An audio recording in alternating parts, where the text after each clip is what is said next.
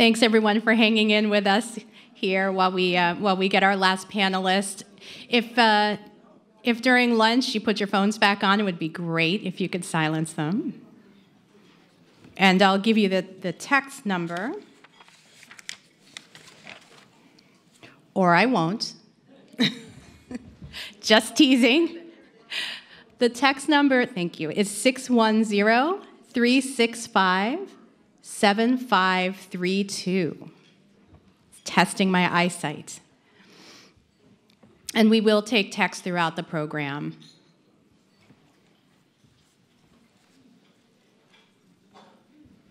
So our live stream audience is with us. Why don't we welcome them back? Give some applause.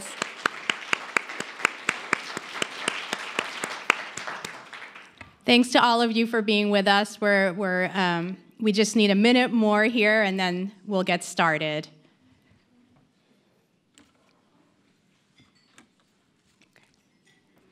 So we're going to go ahead and get started. I want to welcome our live stream attendees back. And for those of you who were not with us in the morning, we want to welcome you to Washington, D.C., to the historic National Press Club, where we are here with Susan G. Komen and me from Living Beyond Breast Cancer. My name is Janine Guillermino, and I'm Senior Director of Programs and Partnerships at that organization. And we're so excited to be collaborating with Susan G. Komen on this event here in the D.C. area. This morning, for those of you who were with us, we heard from the medical expert, and it was amazing. She did a fantastic job. And so now we're going to spend some time hearing from the other experts, and that's all of you. Because no one really understands this experience like someone who's going through it. And one of the major reasons that we're here today is to learn from each other and to learn from all of you. So that is why we're here today. Today, our panel, which is called Learning from Others, we're going to talk about the initial diagnosis of metastatic breast cancer, how it feels at the time and how it changes over time, coping with feelings of uncertainty, managing treatment changes, navigating communication with family and friends, finances, work and career. We're going to run the gamut and try and cover as much as we can. We're always a little bit ambitious. So I want to just briefly introduce our panelists, and then I'm going to give each of them a couple of minutes to talk a little bit about who they are. So today we are here with Julia, Kimberly, and Jennifer Byers, who is the Executive Director of the Smith Center for Healing in the Arts. So please welcome our panelists.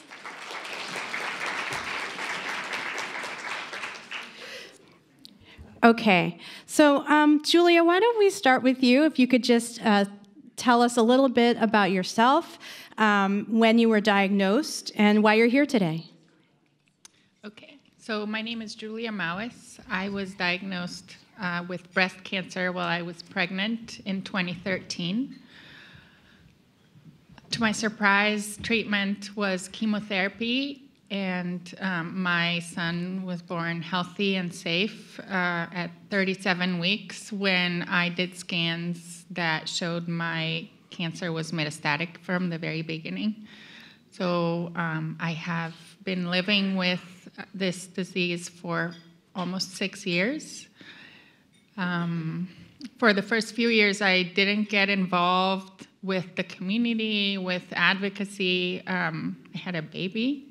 And I also still worked, and I really struggled with just dealing with the diagnosis. So over the past couple of years, when we moved to DC, and it really is a place that allows me to be very involved in advocacy, so I have become more involved and have really enjoyed it. And this week was one that I saw the bad side of it, because I have 3 friends that passed away this past week. But like a friend put to me, she said, I'm better off for having known them. So it's hard, but we're better together. It's not a political slogan. Julia, thank you so much for that, and thank you for being with us and for remembering the people who are not with us today. We really appreciate that. I want to introduce our next panelist and just give her a minute to introduce herself. This is Debbie, and Debbie, if you could just take a minute to tell us when you were diagnosed and why you're with us today. Sure, thank you. Good afternoon, everyone. Apology for slipping back in here. So my name is Debbie Smith Rayford. I was originally diagnosed with breast cancer in 2015 and went through radiation. It was stage 1. I was told, radiation, you're all good, don't need to go through chemo, didn't have a CT scan, didn't have a PET scan, didn't have an MRI after that, didn't have anything. And in 2017, I wasn't feeling like myself, didn't feel well, constantly. Super tired, and my internist was telling me, oh, it's just that you work too much, which is true. I did work a lot. I worked far too much. But I would sleep on the weekends, Friday into Saturday, for like 12 hours, and then get up, run an errand, and then have to sleep for 4 hours again, and was just exhausted all the time. And fortunately, I went back to my internist, and she said, I think you have a kidney infection. We're going to put you in bed. She knew me. She said, I know you. We're going to put you in bed. You need to rest for a week. Test came back, and she said, well, oopsie, you don't have a kidney infection, so I'm going to send you for an ultrasound, just to see if it's maybe your gallbladder, gallstones, or something. So I went to have the ultrasound done, and the young lady, technician, did it, and she said, well, I'm going to go get the radiologist, which I knew was just a wee bit odd, and said, is there something wrong? She said, no, we just like to make sure we have someone a bit more senior who takes a look. And at that point, the radiologist did the ultrasound and said, I'm terribly sorry, but you have a very large mass on your liver. And she said, it's so large, we're going to send you to another facility right now and have them take a look at it and do additional testing. And all I could say is, what'd you just say? What'd you just say? Because I'm there by myself, and I'm thinking, okay, we called my husband, and so it just kind of rolled from there. And knew that it was just going to be a little bit of a challenge when I was in severe pain after that. Went to Georgetown, and Dr. Isaacs, whom you heard from earlier, came into my hospital room and knelt down beside the bed and said, we're not sure. You do have a large spot on your liver. And she called me 2 days before my birthday, April 2017, and said, you have metastatic breast cancer in your liver. So it's been a journey, but I'm doing great. I'm doing well and abundantly blessed to be here and share my story with you. Thanks very much, Debbie, for sharing that. Now I'd like to welcome Kimberly to tell us a little bit about why she's here and when she was diagnosed. Hi, everyone. My name is Kimberly Parek, and I wanted to first thank Komen and LBBC for inviting me here, and to thank all of you for letting me share my story, and I hope to hear from you too. I was actually diagnosed 4 years ago to the day. Today is my cancerversary, when I found out that I had breast cancer, and several days later I found out that it was metastatic. I was diagnosed under 40 with ER/PR positive, HER2 negative breast cancer. It was very surprising. I was asymptomatic. A trip to the OBGYN, actually, my OBGYN laughed. She felt the palpable tumor on the side of my body and said, oh, what, do you think this is cancer? Ha, ha, ha. And I went to but out of protocol, she sent me to the radiologist, and the radiologist actually did saw a very ambiguous mammogram read, but he was prudent, and in sonogram everything popped up, and it went from there. So I didn't do chemo and I didn't do surgery. I am on hormone therapy, and 4 years later, I'm still on my first-line treatment. What has resonated the most with me is a holistic and complementary approach to healing and well-being. So I think we'll get into that a little bit more later, but yeah. Thank you very much for sharing your story, Kimberly. And Jennifer, please just introduce yourself and tell us why you're passionate about this issue. Sure. My name is Jennifer Byers. I'm an oncology social worker by training and now work at Smith Center for Healing in the Arts, which is a nonprofit in Washington, D.C. that provides emotional support for people who've been diagnosed with cancer, as well as other resources, just to take a holistic approach and really make sure that people have the resources that they need as they're going through a chronic illness like metastatic breast cancer. So I'm hoping I can lend some perspective just from all of the people that we've worked with over the years and certainly be of support to anyone. Thank you very much. So a lot of you talked about your initial diagnosis and the process of being diagnosed. My first question is, how did you cope when you were first diagnosed? And I think I'm going to start with Debbie. You're the most recently diagnosed. What were your initial feelings about your diagnosis at the time? I tend to be a very pragmatic person, and I approached it with kind of what, so what, now what. So the what was, okay, so you have stage 4 metastatic breast cancer in your liver. The so what is, okay, so what does that mean for me? What does that mean for my family? And I recall when I asked Dr. Isaacs, is this curable? It was interesting because she didn't respond right away and continued to talk about something else. She is an amazing doctor. And I came back 2 minutes later and said, I noticed you didn't respond, that it is curable. And she said, you're astute, and she said, it is treatable. I said, aha. So that's all I needed to hear. It's treatable.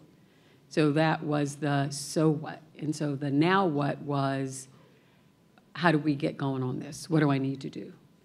And then for me, it was taking care of the family. I've always been the caretaker in the family.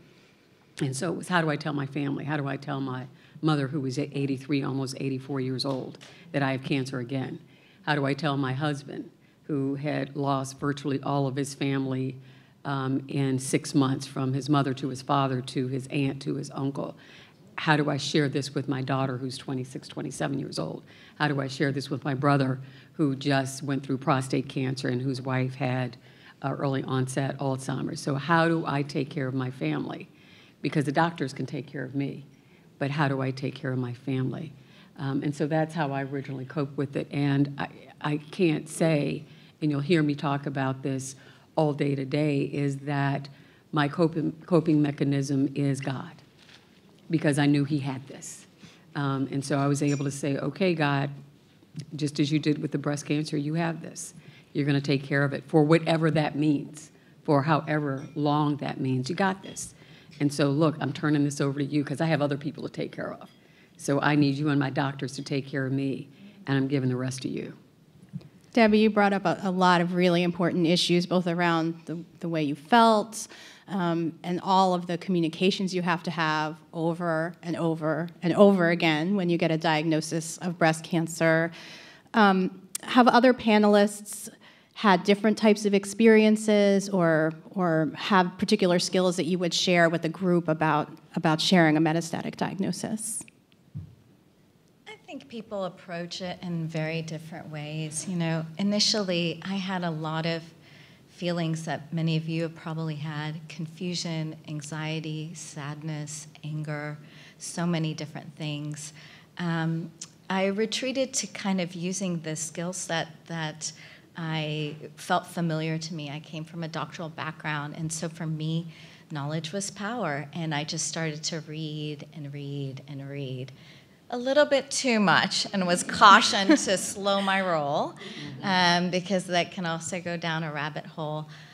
For me, my initial coping is, like you, through faith. My parents instilled a very strong sense of faith. And I also think love has played a really big part in my life. I think love is the most powerful emotion out there, and it gives us the strength and courage to do things and to face things. And I have had that immense amount of support from my family. My mother's sitting here, and one of my best friends is also here. So I'm thankful for that. And also, I feel really grateful from having the wherewithal to be able to read and understand literature. And so it is a dynamic for me. My relationship with my healthcare professionals has been a very collaborative and iterative process. I think of medicine as an art, and we have to work together to kind of move forward. So that has been very helpful for me to have that collaborative relationship with my healthcare providers. Thank you. Now, Julia, you've been living for almost 6 years with metastatic disease. Has your coping toolbox changed over time? How have your feelings changed over time? Yes, definitely has changed. When I was first diagnosed, I was pregnant, and we thought it was early stage, so my focus was really, okay, I'm going to get through this terrible year, and then things are going to be okay. And then when I found out I was metastatic, I had literally just had a baby, and was dealing with all of the hormones postpartum, and with this new being that really would need me in his life, and I wasn't going to be there. So I had a very hard time getting close to him, and I didn't want him to be too attached to me, because I didn't think he would have me in his life. So it was very hard, and for that, all of that feels like a blur in my life, and I barely remember a lot of that. But time makes everything better, and I slowly started realizing this is going to be my new life, and maybe I'll hang around for a little bit longer. And as he kind of went from being this baby that just needed stuff from me, he started interacting with his surroundings and with the people around him, and he was this really cool little person that I wanted to be around. And so it definitely has evolved a lot in the way that I cope with my illness and my reality. I have definitely learned what each person in my life can give me in terms of living with cancer, and everyone wants to help, but everyone is good at something and not so good at something. So using what they can do for you in specific ways, it's the biggest gift you can give a caregiver, is something that they can do for you. So I've learned that, and I've evolved my interaction with my circle. Thank you, Julia. And Jennifer, I'm wondering if you can talk a little bit about this idea of resilience, because that's really what I hear from all of these panelists is kind of a way of adjusting to an impossible feeling situation. And I'm wondering if you can talk a little bit about what sort of ways people can build resilience after a diagnosis. Yeah. It's been really beautiful to hear all of your stories and just think about the way that you've expanded kind of your coping skills as you go through a different experience. And I heard all of you mention the social support that you received and how important that was, whether from family, friends, or children. And I think, part of being really resilient is figuring out how to best support yourself. And oftentimes that comes in asking for help and really building your support team, which may be your medical team, may be family members, may be friends. It may be an organization like LBBC or Komen, or different online resources, but really putting together a whole team to support you throughout your diagnosis is one of the things that I find helps people really be as resilient as they can be. And this idea of knowing that it's going to change along the way. So something that you find really supporting today may not work as well for you tomorrow. And so making sure that you are paying attention to that and changing as the information changes, can make sure that you are getting the best help that you can get and also really bolster resiliency. But you all are here, so you are doing that, which is really incredible. Thank you. Thanks for noting that. And we got our first text question, which I'm going to pose. Did anyone feel denial at first, and how did you deal with that? I don't think I felt denial. I think in my case, I was probably too on the negative, where I thought, okay, that's over. Like, maybe I should just die right now and my family can move on and my son doesn't even need to get attached to me and someone else can fill that role. But so I don't really think I experienced the denial. Yeah. Have you met people, Jennifer, who have experienced denial, and what did you do to advise them? Yeah. I don't want to say denial can be a healthy coping skill. I mean, anytime you have a first diagnosis, there's going to be pieces of denial because it's scary and it's a lot of information all at once. I think when denial becomes a problem is when you're not able to get the treatment that you need or the help that you need. But I would imagine that it would be too difficult to be thinking about a metastatic diagnosis all the time. And so that's when there's pieces of denial that can actually be a little helpful, because everyone is living really full lives, and that's important, and that brings meaning in life. And so not thinking about the diagnosis 24 hours a day can be really important, but making sure that you're connecting with the right resources and right information so that you can access the treatment that you need is important. But I think denial initially is very common because most people are walking around healthy, and this happens very quickly. It's not something that people see coming, and so it takes a while to get used to that as a new idea and a new way of life oftentimes. I think for me, I didn't have denial. I actually went the opposite way of fight. I'm going to fight. I'm going to get rid of this. You know, I am a very determined person, and if I set my eyes on something, nothing will stop me. And so that was the way I took this. And I kind of realized that my orientation has really shifted over time. You know, I'm sure you guys are aware in breast cancer there is a metaphor of war. It's a battle and fights and all of these militarized kind of terminology. And now I have let that go. It no longer serves me. For me, breast cancer, I will always live with disease. It is a part of me. It is not all of me. So I have accepted it and I've let go, but it doesn't mean I've given up. I'm doing everything in my power to stay well and to be well and to do well.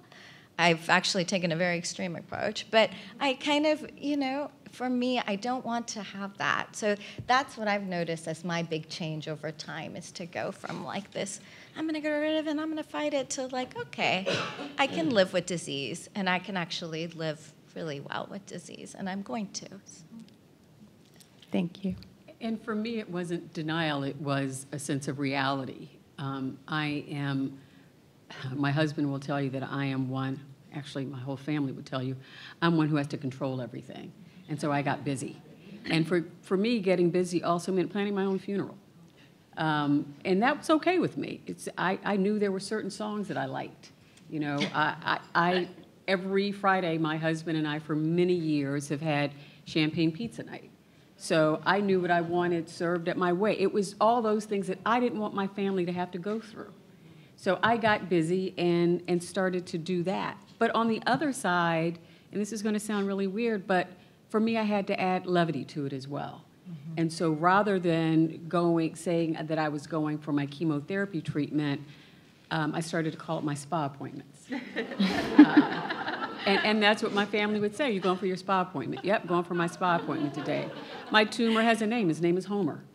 And we're eradicating Homer. Homer is getting evicted. That sucker is on a diet. Notice it's a he. Nothing wrong with men. But I named him. And so I've tried to find levity in it with my family so that I don't have to constantly talk about I'm in treatment or I'm getting shots or I'm doing this or no. It's Homer and spa treatments, and that's not denial. It's just trying to find a way to say, you know what, I'm not going to let this take me down.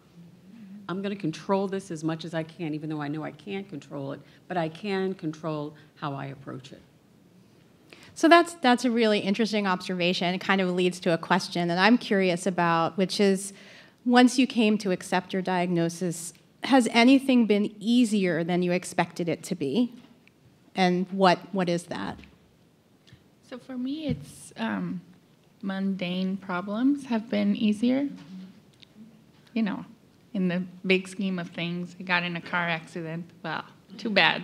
You called the insurance company and you deal with it.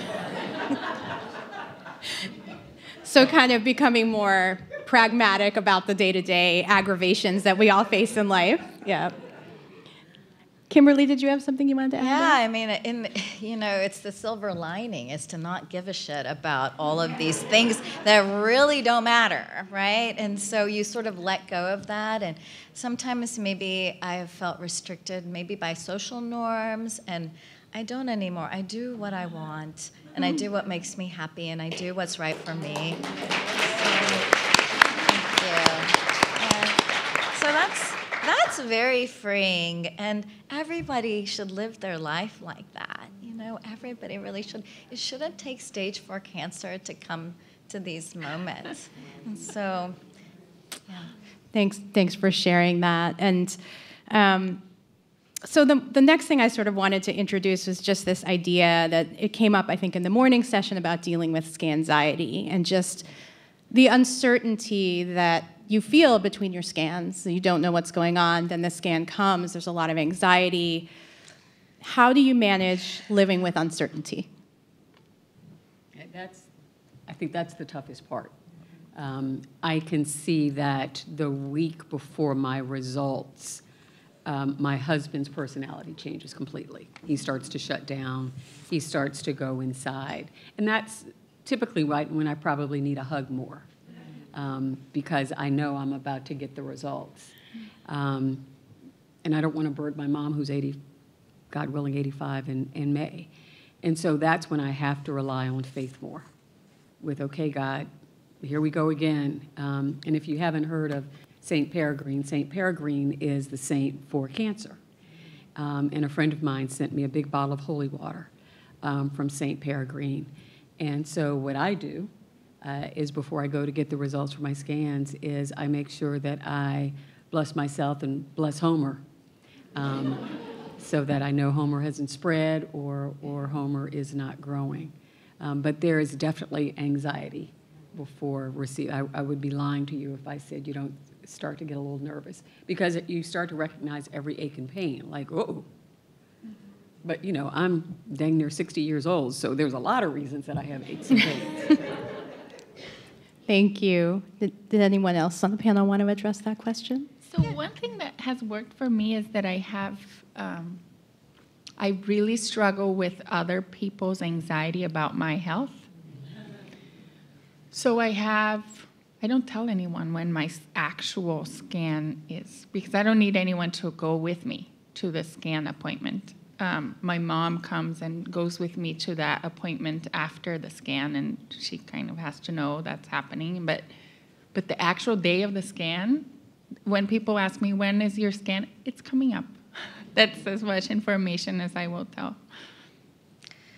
I take a little bit of a different approach. I have, an arsenal of people that I rely on and that have been so supportive and so loving and so encouraging. They have come to my appointments. They sit with me at the scans. So I do have a little bit of scanxiety. I'm still on my first-line treatment 4 years out, so very grateful to feel stable. But then on the other hand, when is the shoe going to drop? When is it going to, and every single ache and pain becomes a bit more pronounced the week before my scans. And all of a sudden I'm like, oh, And so then now I have my people, I have my Epsom salt baths, I have my, lay low, I stop kind of interacting with socially and just kind of coast. The week before, during, and after. It literally takes up so much time, but I think it's necessary. Thank you. And everyone does manage anxiety differently. I think just like some practical tips that people could potentially use. One is really just trying to stay present. The more we think about the future, we get caught up thinking about things that we don't have a lot of control over, and thinking about it isn't going to necessarily change the outcome. And I know that is a very hard thing to do, but staying busy, making sure that you have lots of activities, people that you surround yourself with. You also may decide to set aside a certain amount of time every day to worry. So you get up, you're going to give yourselves 10 minutes, 20 minutes, whatever you think would be helpful. Maybe journal about it, spend some time in your head worrying about it, and then you're going to put that book away, or kind of put something away. It can even become ritualistic, and then try to turn to other things. Just knowing that thoughts are going to pop up, and we're going to do a meditation in a little bit, and that's a good way to practice really staying present. And not being hard on yourself when you are anxious, because a lot of times we talk to ourselves negatively about, why am I worrying about this, or wishing that you would be responding differently. Just to know that it's okay to have anxiety. So it's a normal thing. And then try to move on from it as much as you can. Thank you. And I want to move with that into talking a little bit about the treatments themselves and the side effects and how they impact your life. So one of the things that's most challenging about metastatic breast cancer is being in ongoing treatment, and having it become such a central part of your day-to-day life. How have the side effects of treatment impacted you, and what kind of things have you had to do to adapt to make your life work? I'll start. When I went through chemo, it was interesting, just a quick story. I had always had very long hair all of my life. And one of my family members always used to say, never cut your hair is your crown and glory. And so when I started to go through chemo, I had my hairdresser come to the house. She was amazing. Came to the house and shaved my head for me. And of course, I had purchased 2 wigs by then. And when I had my head shaved, it was like, you know what, it's hot outside. I'm not wearing a wig. Except for when I went to a wedding, because close friends, their daughter was getting married. Some friends didn't know that I was going through this particular challenge, so I wore a wig. Got to the reception and went to comb the wig like you would regular hair. The wig hit the floor, so every woman in the bathroom sucked up all the air. So I just picked it up and put it back on and said, what are you going to do? So, what are you going to do? So it was the interesting thing about losing hair all over. I don't know how many people have hot flashes, but when I lost my eyebrows, having a hot flash, walking out of the mall and seeing a young lady and her mother looking at me like I was strange. And I thought, okay, I know I have a bald head, but why are they staring at me? And it wasn't until I got to the car when I remembered that I'd had a hot flash, and apparently I'd wiped off one of my eyebrows, and so I was walking around looking like that. So that taught me to just keep an eyebrow pencil in my car. But it's just, you go through a lot. I have terrible neuropathy in my hands and feet, and so while I would love to wear high heels, I don't do that as frequently anymore. It hurts like hell when it's extremely cold outside. Having to get shots in my arse once a month is not fun. You bruise badly. It's hard to sit down after that, and so I therefore work, I telework that particular day, or I work 10 hours the 4 days before that so that I don't have to work that day. Treatment can be challenging, but it has also become a part of my routine and part of my life, and I accept it now because I'm a routine person.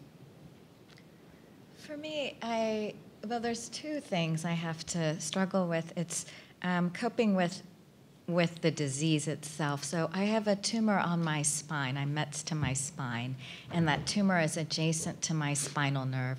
So I have a lot of spinal nerve pain. So that's where I spend most of my energy. And for me, I have focused on a lot of complementary and holistic approaches to mitigating pain because I do not want to take narcotics and opiates. So I practice heated vinyasa yoga every day. I go to acupuncture every week. If anyone is interested in pain management, there's many different things that you can do aside from taking morphine or oxy or some of these other things.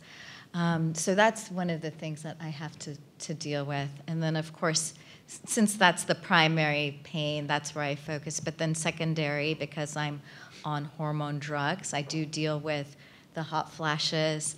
I think for me, what I've noticed are these cognitive changes, and that is hard. I work and I have a very analytical role, but I notice now my memory, which was never great to begin with, is terrible. It's terrible. And just things like I can't place the right word. You know, I want to say something and it's there and I just can't grasp it, and I notice these things happening. Or if I'm driving somewhere and then, where am I going? And then two seconds later, I realize, okay, this is where I'm going. So these kind of things, it's jarring, right? So I have a little bit of coping mechanisms on all of the fronts, and more sort of holistic strategies along those lines. But also just being kind to myself and knowing that this is a part of it, and, Thank you. So we have a text question that actually, a lot of the things, so you've talked about both things that you feel inside and external things that happen to you, people who communicate with you, and this texter is asking, how do you deal with friends and family who see you as normal because you look that way over time? So this sort of sense of, I look okay, so I must be okay, or they forget that you have metastatic cancer. This makes me very angry. What do I do to help them understand, and versus for my well-being? How do I communicate with them? So one thing that I do is, first, before I put my energy into trying to explain something to someone, is that person even worth it? Like, is that interaction even necessary in my life? Do I even need that? So that's something, like Kimberly was saying, the filter is way to the side now that you have stage 4 cancer, and I don't give a fuck,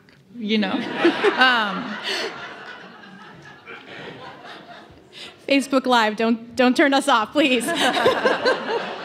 Just kidding. Sorry. That's okay. I'm just kidding. I think you're in a room of people where you can speak honestly, right? Right. That's what we're here for. I think that's why it's so important to find your tribe. That not everyone is going to understand it, and you're going to continually get questions of, when are you going to be done with treatment? And people, thinking that you look good so you feel better. And for some people that may be a support group. I always push support groups because I love them, because you get to sit in a room full of people who really understand what's going on. And it's just nice to have that validation once in a while, instead of having to try to explain every detail in a way that people who aren't going through it aren't going to get it. And coming to places like this and really pulling all that energy from it and holding on to it as long as you can, because it's good to try to explain things. And I think practicing with someone to get the wording down and trying to explain to people is important.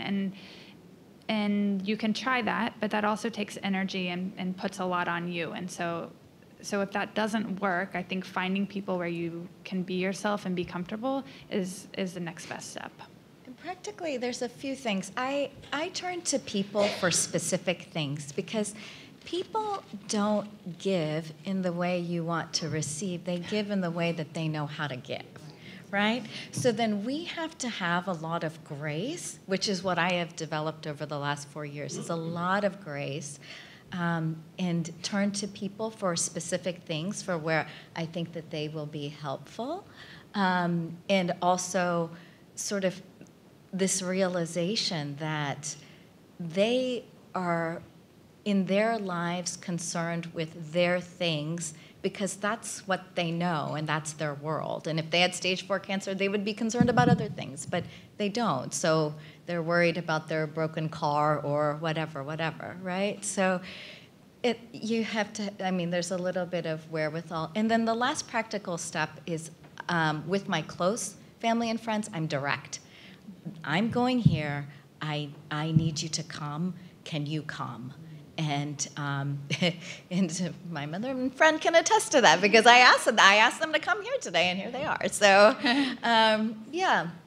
So I think sometimes with your close people, you can do that. You have the latitude to do that. So.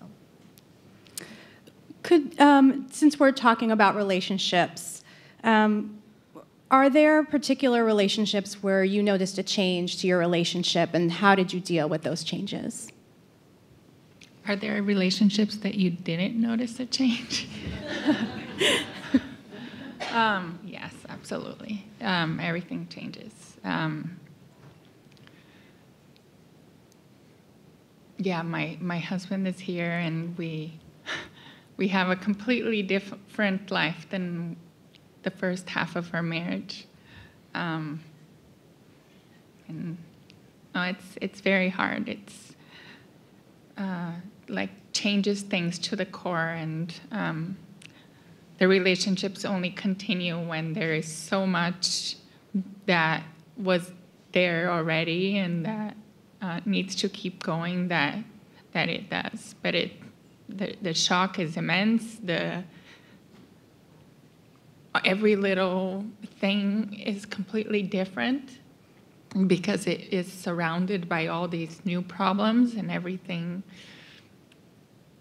little thing, like the school that you're going to put your child in, matters in a different way because the father may be a single parent, and like everything in your life will be forever different. Jennifer, could you talk a little bit about, obviously a diagnosis of metastatic breast cancer affects everyone in the family, and I'm sure that you work with couples or with families or with people who come with a parent and who need some support. And what are some of the guidances that you can provide to people?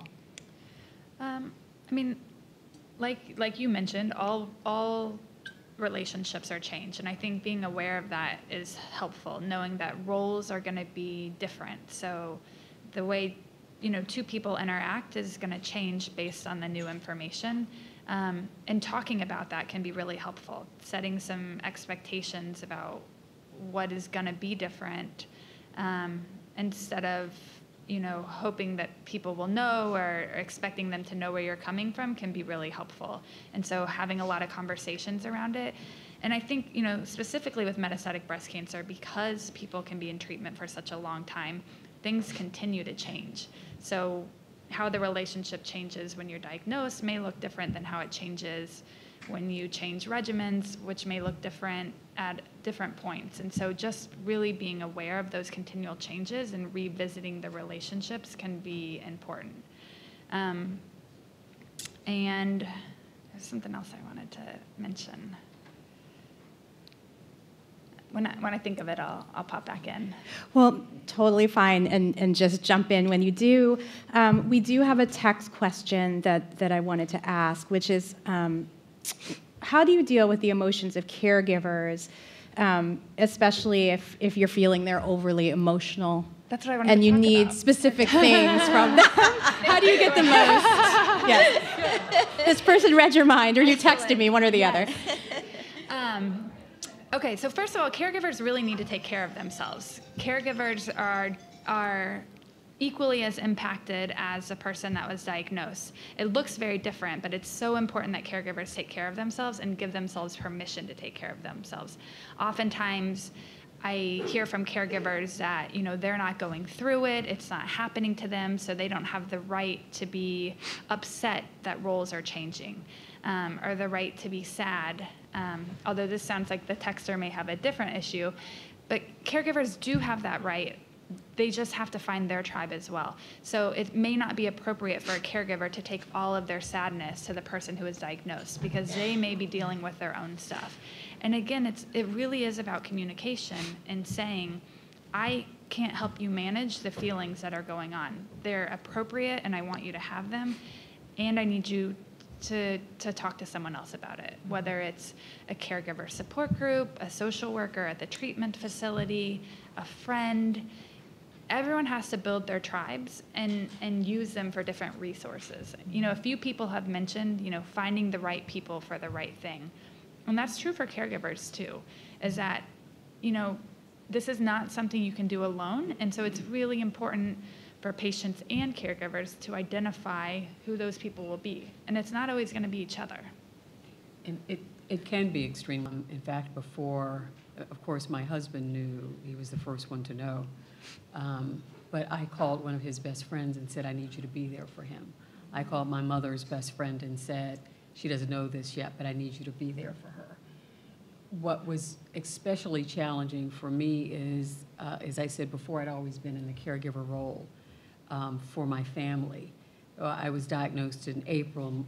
My sister-in-law, who had early onset Alzheimer's, had a massive seizure that May, and she could no longer walk. That June, my mother fell down the flight of stairs in her home, and so she was in and out of the hospital for a month with 3 surgeries, and ultimately lived with us for 4 months, where I had to take care of her, and then my sister-in-law passed that July. So I was back in the same role as caregiver while I was going through chemotherapy and needed some care for myself, but there wasn't that. My mom was out for the count. My husband was there, but he's trying to help take care and take my mother back and forth to the hospital and help my brother grieve the loss of his wife. So it can be very challenging. So, and as you state, I mean, you have metastatic disease, you're getting treatment, and life goes on. Things still continue to happen. People continue to rely on you. What are some practical tools that you have found to get some help or to organize people or get the things that you need so that you can continue to move your treatment forward? So can I go back, though, of course, to the caregiver question? Mm-hmm. So I would say to caregivers that the best thing you can do for the patient in your life is get help for yourself. I really like the circle theory, where when it comes to metastatic breast cancer, I am the center of the circles. And I'm only going to provide care in. So since I'm the circle, I don't provide care for anyone regarding metastatic breast cancer, but the person right around me provides care in. So my mom and my husband, and they're my direct, and they only provide care in, but there's someone around them that's going to provide care for them, kind of following your, so that it should not be our job to worry about how the breast cancer is affecting someone around me, but it should also not be their job to worry how there's someone around them that take responsibility for helping them. And that's been very important. Thanks for sharing that, Julia. We'll see if we can find the graphic and put it on our Facebook page. This is really helpful to look at. Did anyone want to add? I already forgot the next question. I did too, so that makes 2 of us. So I'm going to take a text question. For those of you who have children in your lives, either your own kids or family members, how do you talk with children about your metastatic diagnosis? So this was something that really mattered. It really bothered me, because on one hand I wanted to always be completely honest to my son. I struggle with telling him about Santa Claus, and I can't be lying to him about this.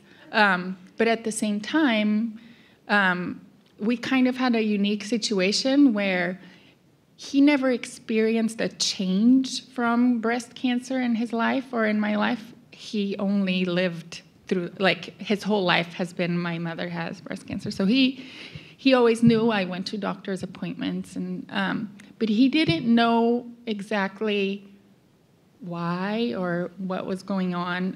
And last summer we had a long trip together, and we were in the bathtub one day, and he looked at one of my scars and he said, "What's that, Mommy?" And I said, "Well, you know how Mommy goes to the doctor all the time, and that's because I have an illness, and it's something that can be very serious, but the doctors that I see are working very hard and doing everything they can so that I live for a very long time, and I'm doing well. Look at me, I'm here, I'm doing very well." And he said, "Okay, Mommy, can we have more bubbles, please?" That pretty much says it all. Yeah. My daughter, when I was diagnosed, was 26, almost 27. And it was extremely difficult on her because we had just lost a good family friend 2 months before. And my daughter's name is Lindsay. Lindsay's the woman who passed away. Her daughter and my daughter were very close. And so when I was diagnosed with metastatic, Lindsay immediately was like, "Wait, what does that mean?" And I've never said stage 4 to her. I've never said stage 4 because, you know, it freaks her out to think about losing her mom because she's seen what her friend has gone through. What she has made me commit to her is that I will be honest with her through every stage of this, but that's difficult. That's extremely difficult. She comes home, she lives in New York, and she comes home frequently, and if she sees that I look tired, or if she sees that I'm not feeling well, she immediately gets concerned. She came home for the initial meeting that I had with Dr. Isaacs, and when Dr. Isaacs came into the room, she immediately looked at my daughter and my husband, and she said, "What can I do for you?" And my daughter jokingly said, "Can I have a Xanax to begin with?" Scared me that she knew about Xanax already. But it's, to any of you who have children, they experience this in such a different way because we are their role models. We are their parents. And the fear of losing a parent is crazy for them. And my daughter she's my rock as well. Thank you for sharing that. And Jennifer, I'm wondering if you can talk a little bit, you know, Julia's child is between 5 and 6, and we have one adult. How do you communicate differently with children based on age? Yeah, kids are amazingly resilient. I love the story about the bubbles because I think oftentimes for younger kids, I hear a lot of parents say it'll be too much for them, it'll make them so sad, they won't be able to handle it. And parents know their kids best, but oftentimes kids are amazingly selfish in the most beautiful way, and that they really are thinking about themselves. And so it is really important to give them that information. And I think this idea about being honest, we talk to kids in language that they can understand. And so if it's a 26-year-old, we explain it very differently than we would a 3-year-old, but it's an important part of the conversation because they're part of the family, and so they need to be clued in on what's happening. There's a lot of literature out there that shows how helpful it can be for children to be involved in some of these conversations and to know what's going on. For younger kids, sometimes it may be helpful to go and see the infusion area or the doctor's office, which you can't always do during prime time, but generally you can do in the early morning or late in the afternoon. And checking in with kids, because oftentimes they get ideas in their head, like they caused it or it's contagious, because that may be what they know about illness. And so asking them what they understand and bringing it up every once in a while, just giving the space to talk about it, are all things that can be helpful. And again, most cancer centers have social workers, and there's national organizations that can always help you know what age-appropriate language is and give you some key things to say. And a lot of times that can take a lot of the anxiety out about talking about these things. Thank you. So I want to transition now to talk a little bit about how you get support for yourselves. What are some of the things that you do to restore your own reserves as you're going through treatment? For me, it is prayer and sleep. I have suffered from insomnia for a very long time, since the mid-late 80s. And so for me, sleep is golden. And I find that I can deal, cope, manage the stress and the reality about metastatic breast cancer if I'm well rested, as well as being able to pray. I go to Mass every Sunday, and I have a really great relationship with our pastor, who also prays over Homer on a regular basis. And so it's having that sleep and that prayer. Mm-hmm. I think for me, it's creating these opportunities for meditative space. And so that can look, be interpreted in so many different ways. So I want to create moments of blank space where I'm not thinking and I'm able to give my mind a bit of rest. And I do that through walking. I walk a lot. I do that through yoga. I do that through baths. And then, of course, my relationships. I look at the people that are close to me in my life as to help me when I have moments, and there are many moments. And then, of course, drawing from within the faith that I was, raised in, it gives me a lot of comfort. We have a lot of similar principles. You talk about staying present and everything being temporary and everything is changing. And so all of these principles I sort of really hold on to in these moments of distress. Yeah, everything they said is absolutely true. And over the past couple of years, I've also I've gotten into advocacy, thanks to LBBC more than anything, and that has really changed my life so much. It has allowed me to feel like I have a purpose and that I can help others and that I can do really meaningful things that can change people's lives. So that has been great. I had a career before I had to leave my work, so it kind of brought a meaning outside of being a mom to my life. So that has been really important, and I've met amazing people. So that definitely has made my life so much better. Thanks for sharing that. Jennifer, do you have other resources that you point people to that you meet? Yes. Self-care is a really individual thing. I think, first of all, you have to notice when you're being depleted. And sometimes when we're constantly moving and moving forward, we don't even notice that it's happening. And so really, checking in with yourself and tuning in to know when you need to take care of yourself.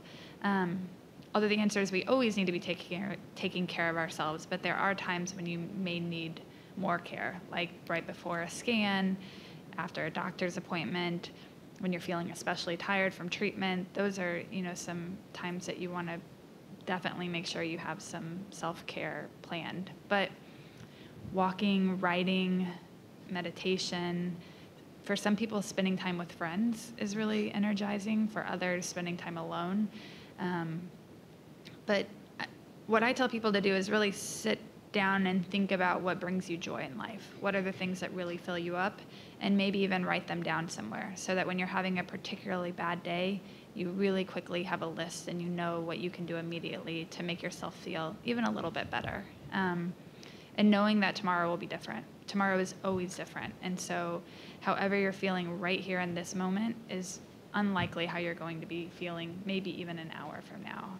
And sometimes, we get stuck in this, it's going to be like this forever. I'm always going to feel like that. And that's not true. And so really knowing that things will change and they will evolve. I just wanted to add, I think it's important as well to be ready to say to people that you don't want to talk about it just then. Yeah. If you're having one of those days and you don't want to talk about it, because people come at you with all kinds of questions, and they'll try to get all up into your business when you don't feel like it. And so one of the things that I quickly learned to say was, thank you so much for asking. I know you're concerned, and thank you for respecting my privacy right now. And that makes people back off very quickly. So be ready to have that pat answer to make people back away from you. And they're doing it out of loving concern. Some people are just downright nosy too, but just be ready to tell people, not today. Another strategy that I learned related to exactly those questions is sometimes it's really hard to say, I don't want to answer this question. Or I have learned that when you get a question that you don't want to answer, you can oftentimes just smile back and not say anything. And sometimes I think it's okay to appoint people in your lives. Like, thankfully, I'm stable now, but when I was initially diagnosed, I had two people. My sister was the point of contact with the family. I remember she had a 30-person conference call, and they were fielding the questions, and I was completely out of it, so happy. And then, when my best friend, she did the same thing with the friend group. And it was so nice because then I wouldn't have to, they were able to convey the information. I was left out of it, so it was nice. Thanks. That's a really great, diverse set of tools that people can use to manage those types of conversations. I've gotten a couple of text questions from people asking how you dealt with talking to an employer about your diagnosis, whether you did and how you did that. So I when I was diagnosed, I took time off. I had quit my job with the federal government to write my doctoral dissertation. And after my diagnosis, I took a year off to get better. I had very adverse reactions to the radiation. And since then, I've started to work again. I work independently, and every time I have a new contract, I tell my manager, we have the interview and things go well and they're impressed with this or that. And then at the end, I literally close the door and I say, I have significant health issues. This is what's going on in my life. My health is very important to me and it is my utmost priority. I love my work and I will give it my all, but I can only work for you for 8 hours a day. And if you need somebody to work for more than that, then I'm not your person. And every single time, they have been very accepting and very mindful of that. So for me, it has worked well to have those conversations with my boss. Having said that, though, I'm not fully disclosed. So at work, my boss knows, but my peers or my teammates, they may not know. And that's okay with me because, it's, I don't want to manage them and worry about them worrying about me and this whole sort of thing. I have a whole bunch of other people in my life that do that. So I want to, so that's how I kind of deal with it, yeah. For me, it was a little bit more challenging. I managed a group of 42 people when I was diagnosed. So literally, I was at work one day, and the next day I was gone. And so my team was like, well, where is she? What's going on? How come she's not here? And so then, of course, the rumor mill started with, well, what happened? And unfortunately, my boss at the time, which he wasn't supposed to do, made an announcement at a very large meeting. And she got it totally wrong. I mean, she had me having cancer in some part of the body that probably doesn't even exist. So it was just, it was a nightmare. And it was very difficult on my team because while they should have been worried, they didn't have accurate information, et cetera. What ultimately happened for me is I stepped out of management because it wasn't fair to my team for me to be there, not be there to to focus on me and my health and not focus on them and what needed to be done for the organization. I am back to work full-time. I never stopped working. The day that I took chemo, was the only day that I didn't work. I just teleworked from home. I am back to work full-time now and feeling great, but still have teammates and colleagues who come up to me. There was one woman, for instance, who looked at me one day and said, "So what's the prognosis? How long do you have?" Yeah. And that was a teachable moment. I mean, I kind of backed up for a moment, and I got ready to let it pass, and I finally said, "Okay, you realize that that was a very tough, nasty, difficult question. Why do you need to know what the prognosis is? What does that do for you? How does that increase your knowledge? And what would you do with that knowledge?"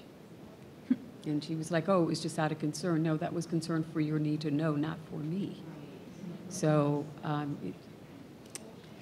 I really appreciate this dialogue, and we could spend a whole hour talking about this issue. So one thing I would say is, for those of you who are concerned or need to have these conversations or want to have these conversations, I would seek out some resources from Triage Cancer or from Susan G. Komen or Living Beyond Breast Cancer to learn more about what your rights are when you're talking about your diagnosis, because some of these stories are inappropriate. And I'll add that. So, and that, if you're facing this kind of thing, I would want to arm you with some resources. Yes. And sometimes we're told that the employer's HR department can help you and blah, blah, blah. It's confidential. Well, don't believe any of that. Do not believe any of that. So we only have a few more minutes. And we have some text questions that I'd love to get to. One is, what do you do if you want to talk about preparing for end of life, but the people around you aren't ready for that conversation? It is extremely difficult. None of my family wants to hear it. I tried to say to everyone in my family that I've started planning my own funeral, but of course none of them will hear it. And I've said to all of them, you have to hear this. It's reality, and any of us can go at any time. In the month of December, for instance, I went to 3 funerals of friends who were my age or younger. And so what I try to say to them is, look, this isn't necessarily about me. I mean, as I say to my mom, God bless, you're 85, almost 86. You should be having the conversation with me instead of me with you. Same with my husband. So it is very difficult, but I think it is extremely necessary to have those conversations, A, to put you in the right mindset, and B, to make sure that your family understands what you want done at end of life. And I don't just mean planning a funeral. What does that mean? Do you want to be on life support?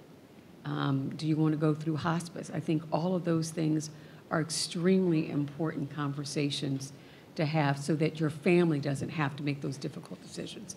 I had to take my father off of a breathing tube, as well as help my husband to make a decision to take his father off of a breathing tube. I don't want somebody to have that difficult decision. I want them to know what I want. So have those conversations. As difficult as it is, write it down if they can't talk about it then. But please have the conversation. I think, preparing for death does not make it come sooner. And one of the things that you can tell people is just how helpful it may be for you, if it's something that would be important for you to do, that you're not coming at it from a place that you're going to die tomorrow or that you're losing hope, but just that it would make you feel better to start having some of these conversations. And sometimes it's helpful to schedule time ahead. You're not jumping, you're not surprising someone with the fact that you're going to have the conversation, but you're giving them a heads up.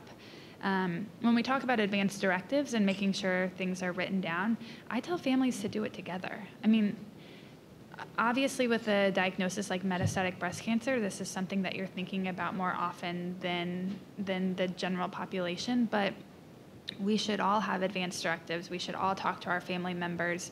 And so it's not just a one-sided conversation of you saying what you would want, but everyone to talk about it. And sometimes that can make it a little less scary for family members. More people talking about death makes it less scary than one person. And and just be very upfront. You know, you talked about being direct. This is something I need. This is something that's important for me, and I will feel better once we've had the conversation. And then it's something that you don't have to spend energy on because it's been taken care of. Thanks for sharing that. And we are getting close to the end of our session, unfortunately. It's hard to believe. So I'd like to give each of our panelists just 30 seconds to share what you would like the audience to know about what it means to you to live fully with metastatic breast cancer. And why don't we start with Kimberly? Oh, boy. Well, first, I want to say you're not alone. Literally. We are all here together. And I also want to say that, it is possible. We all will have our new normal, but it is possible to live your life and to live your best life. I had texted my friends because it's my 4-year anniversary, and I would have never thought 4 years ago today that I would be here still continuing to do all of the things I love and travel everywhere around the world and spend time with so many people. And I really feel like I'm living my best life, and I'm not just saying that. I really do. And I think that this is all so possible for all of you as well. So I really just wanted to share that. But thank you so much for listening. I really appreciate it.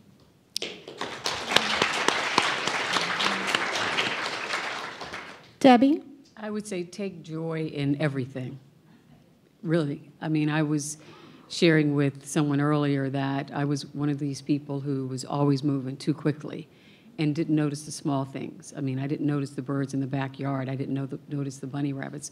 When my husband and I traveled, we loved to travel, and I couldn't remember where we traveled to the previous year because I was so busy thinking about where we were going the next year. Now I pause.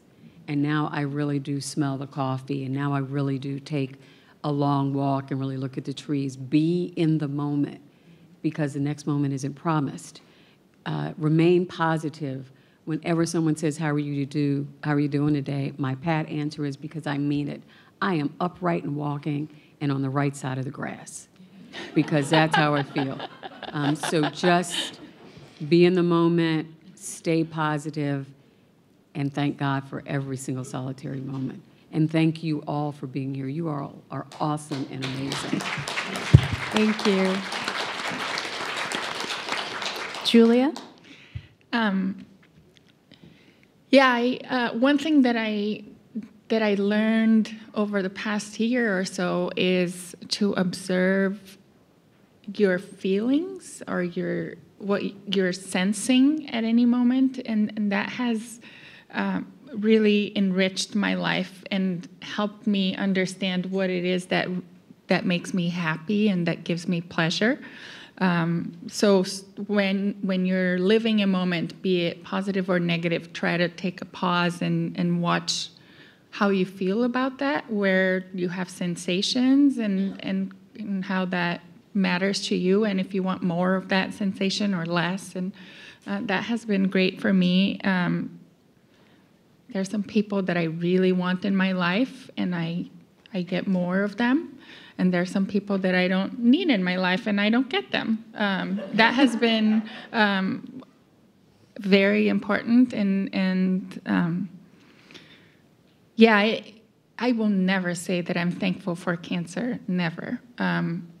But I do believe that over the past 6 years, I've matured maybe 20. So I am a much wiser person. So that's my reality. So I might as well take the good part, which is I am wiser and I kind of know what I like. So focus on that. Thank you. I want to thank all of you. Thank you so much. We did have a texter who texted me about 5 minutes into the presentation and said, I just want to tell the panelists that they're all really brave. And you are really brave, because it's hard to get up in front of people and be this honest and open about what's going on in your lives. So let's give them a hand.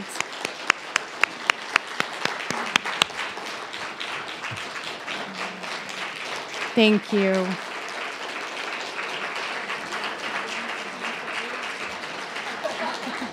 So before we sign off on our web stream, we'd like to say goodbye to everyone. And on behalf of Living Beyond Breast Cancer and Susan G. Komen, we thank all of you for joining us today on the web stream and hope that we'll see you at future LBBC and Komen programs. We're going to have a little bit more activity after this program, so please don't leave. And for those of you who would like to see a recording of this, it will be on live stream immediately afterward and will be on lbbc.org and komen.org in about a week. Thank you very much.